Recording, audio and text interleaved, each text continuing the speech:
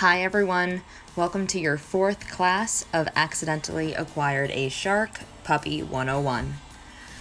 In this class, we will be focusing on basic obedience, tricks, and how we can work our puppies around distractions. At this point, I should absolutely hope that all of your puppies are becoming less sharky and they are calming down more, they are having more fun with you because they are not being so sharky, and they are learning how napping is the best thing in the world, and how working with you is completely fun and engaging and the best thing that they could be doing. In your past 3 classes, we put a focus on puppy nipping, potty training, focus attention work, some targeting behaviors, and how to apply all of this knowledge to the real world and generalizing all the training we have done together. Since this week we are focusing on basic obedience and tricks and how to work all of this in the real world again, today's focus is going to be primarily on how to do all of this within distance, duration, and distraction. Now, I would like to remind everyone before we start this class that I'm very proud of all of you for working with your puppies. They're all so young and they're doing so well. Remember how young they are when you're working with them, okay? This is really important. Nothing is going to be perfect now. What you're working towards is molding a great adult dog in the future. Within dog training, there are 9 vital cues we can teach our dogs that can help us navigate through life together. These are sit, down, stay, come, leave it, drop it, wait, loose leash walking, and place. Some of these are stationary cues, when we need our dogs to hang out or produce a behavior within a certain circumstance.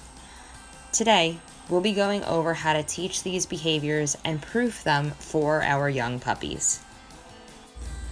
These next set of videos is going to show my puppy when she was originally learning all of these cues within the Vital 9. Since we've already gone through the Vital 9 within these classes, this is really just going to cover, again, distance, duration, and distraction within using these cues to your inside, in public, and wherever you may be. So as you can tell, my puppy here is about 9 weeks old, and we're working in the kitchen. I find it really important to work both indoors and outdoors on distractions so the dog gets to learn in all different types of environments without being flooded. Flooding occurs when a dog gets too much environmental stimulation very quickly, which leads them to freak out or completely shut down. I don't suggest to do this with any dog, especially a puppy, because we don't want to teach our dogs that the world is a scary place, or that it is, therefore, scary to work with us. We want to push them, of course, in different environments, in different situations, because we want them to do better, but we don't want to lose our puppies in the process by freaking them out.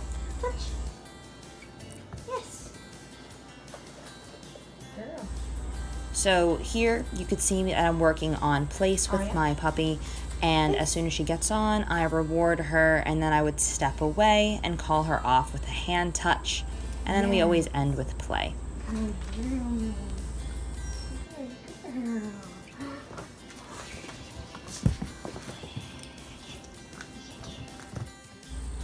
This is an example of increasing distraction within training. So we've already taught our dogs place. Within this, we are now teaching them to bounce from place to place in order to work. This is a distractor because the dog needs to bounce from place to place instead of having one place setting. So for example, in the future, if I were to do this with my dog in public, I would maybe do this from a tree stump to a bench, or something that is easily definable as a different area so my dog can understand what place is. Now, as you can tell, we are still in the kitchen. My dog is a little bit older, and we are working on all of these behaviors that she knew previously from, the weeks prior. She sprung into her little tall legs pretty quickly, actually. So we are working on both hand signals and verbal cues. Now this is really important. From working with all of you guys, we've worked on both verbal cues, it's your choice, and hand signals in order to understand them together and separately. So one thing I would challenge you all to work on this week within duration, distraction, and everything else is to work on both hand signals and verbal cues. So for example, if I was working on sit with my dog, a verbal cue is saying sit. A hand cue would be me having a fist over her head, which is my hand signal for sit.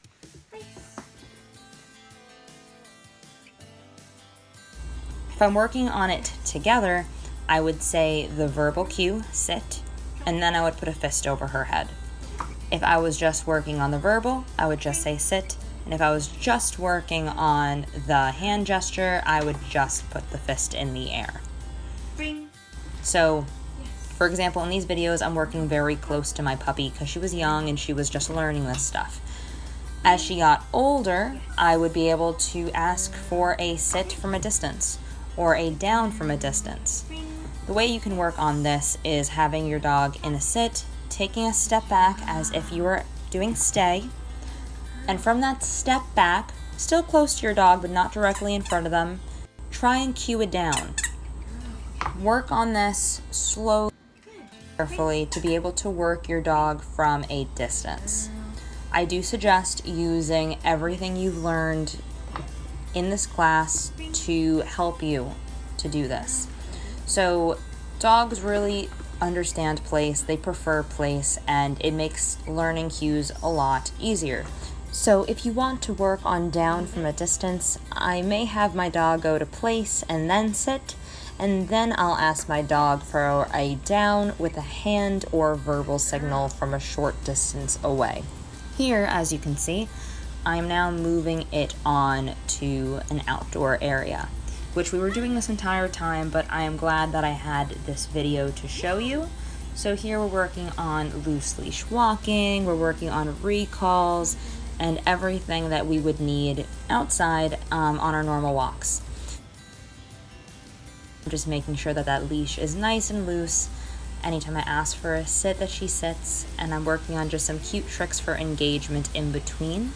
As I said in this class, we will be working on tricks, and tricks are a great way to work on engagement with your dog. In the following clips, I am using both hand signals and verbal signals to work with my pup. This way she has a variety of tools in order to interact with me, whether that is her asking for something, me asking her for something, or just working on general behaviors. This is a video I took when I was bringing my puppy home from the airport in Minneapolis, and as I said, working with all different types of distractors is super important as long as your dog is comfortable. So here I am working on some sits, some downs, and some recall in the busy airport, keeping her engagement on me. I actually cut off this video just because there's people that I could not get permission to show their face in because there were just random people in the airport. But right after this, she was sitting while I was talking to a young kid and her parents about puppies. They had a border collie at home, and I found that that was a great opportunity to get Aria to focus on me and to work on engagement while there was something super distracting in the environment. Here I am using play as a reinforcer, which is really, really important to always play with your puppy, play with them often, and work on engagement in all types of scenarios where your dog will be able to engage with you in, and engagement is key to a successful relationship. Now that we've finished up doing distance, duration, and distraction for some basic obedience, let's have some fun and get on to some tricks. Some of the following clips are from a trick class that I also teach online. So if there are any transitions or anything that you don't quite understand based on my verbiage of what I am discussing, don't worry about it. Just focus on the tricks that I am teaching. But the idea is if your dog is first learning it, you can extend your arm out towards their paw, put your hand slightly behind it, and if the paw lifts, feel free to have your hand underneath their paw in that true paw fashion, click and reward, and continue to do that until your dog offers a behavior.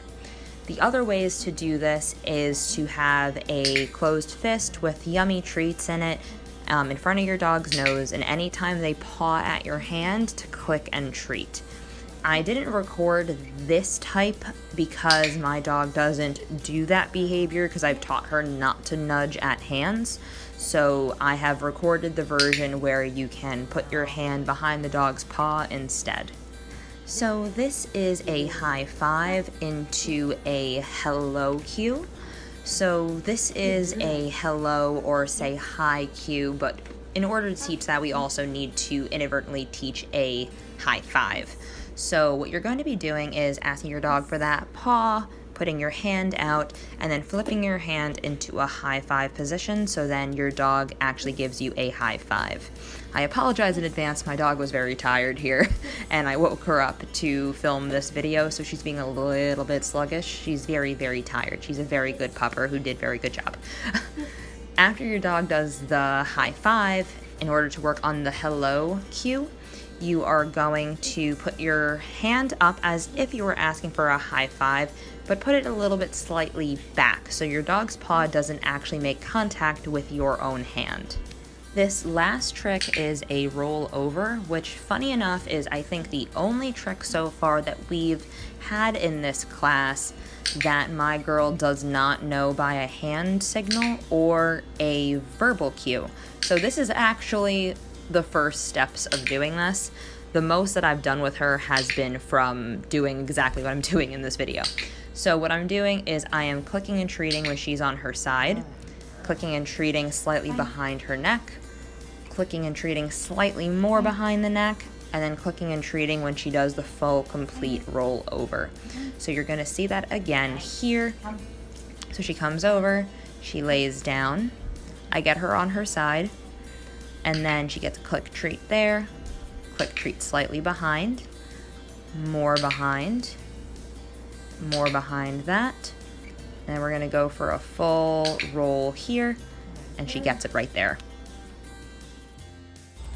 The following will be your homework assignments for the week. So homework 18 is to work on all of the cues learned so far in this class and anything else that you have learned in 3 to 5 different environments.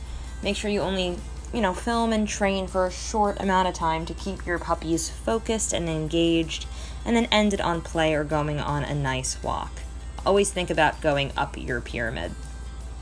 Next, for homework 19, is to work on the tricks that you've learned from this class and try to finish them to completion. You can either film the finished trick or you can film a session where your dog is learning the trick. As always, I hope you have a fantastic week learning everything. Let me know if you have any questions, and I will see you then. See you next week.